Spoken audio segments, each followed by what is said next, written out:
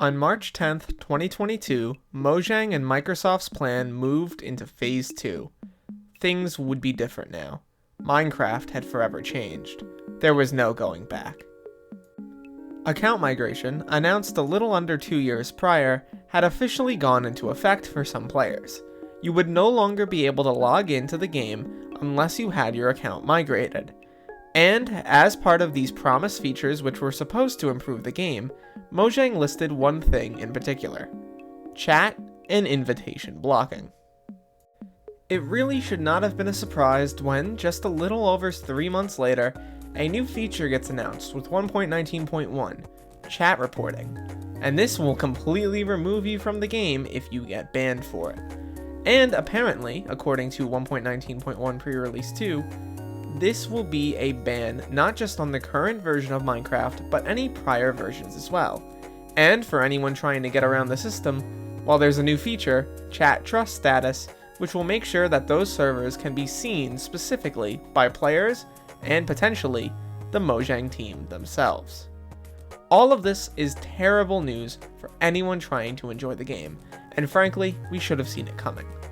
A lot of these major issues could have been seen ages ago in the original account migration document that Mojang provided. All of these security features aren't really security features at all. It's about control. Controlling the player base, controlling what gets said, controlling what people see, and making sure that the game is less free for all the players.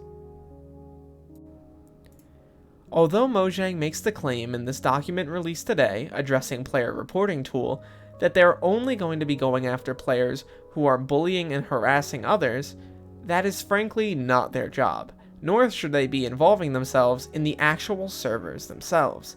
They also state that every Minecraft server should follow the community standards, which is never been something that's been truly enforced before. Some servers have been blacklisted for not following the EULA, that is definitely true, specifically pay-to-win servers, but never before have they been extending their reach so greatly. I fear immensely for servers like 2b2t, which could potentially be taken down due to their stance on rules. On top of this, the fact of the matter is, things like the chat trust system, which I described before, could potentially mean that servers which don't follow chat reporting could be taken down by Mojang if they see fit. For example, let's say a Mojang employee joins a server in which there is no chat reporting and sees these messages being sent with an untrustworthy filter. Maybe in the future they decide that only servers which allow chat reporting should remain online. They have the right to do that theoretically, and it's entirely possible. The plan here has honestly been both very simple and very smart.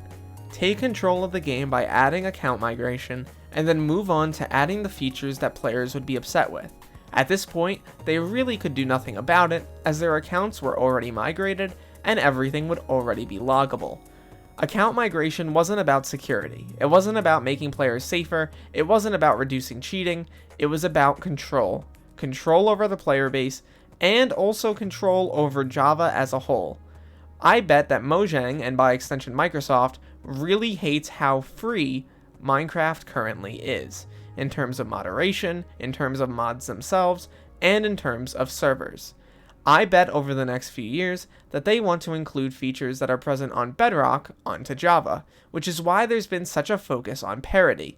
It is simply a buzzword to slowly make people normalize the idea that Java and Bedrock should be the same. They should not. They never should be, and they are two very different games with very different audiences and very different types of servers. Trying to treat these very two different products as the same overall product is a mistake, and doing this is also a mistake because it won't be hurting me, and it won't be hurting the average player, but it will be hurting Mojang in the future. Reduced interest in Minecraft has happened in the past. Look at the years 2015 to 2019, when search terms showed that there was a much lower interest in Minecraft content everywhere. Obviously, Mojang probably doesn't see it like this. Once they get their $26 per purchase, they're fine as is, but I think a lot of people understand what I'm going with this. Reduced sales means reduced marketplace buys or means reduced revenue for the company.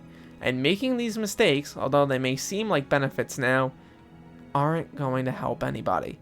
It's going to hurt Mojang in the future, and it's going to hurt them where it counts the most, their wallets. If you've seen my last video, I go over the dark future of Mojang and what they likely have in store, and honestly, I don't see it getting any better. Every response that Mojang puts out, every response that just feels like corporate speak, just makes me more and more upset and more feeling like this game is just going down a dark path. I'm not likely to make many more videos on this, and you're likely to see a return to more general Minecraft content, maybe with these more documentary style videos sprinkled in. Please like, subscribe, and share this video if you enjoyed it. I really would appreciate it. A lot more people seeing this means a lot more voices in the comments below, and potentially a lot more voices yelling at Mojang that they need to make a change. I don't think this stuff will get overturned, but at the very least, we can make it aware in the community and make people understand how bad this truly is. I'm incredibly worried about servers as a whole, and I'm incredibly worried for the average player. Begrudgingly, look to the future, fellas, and good or bad, I'll see you then.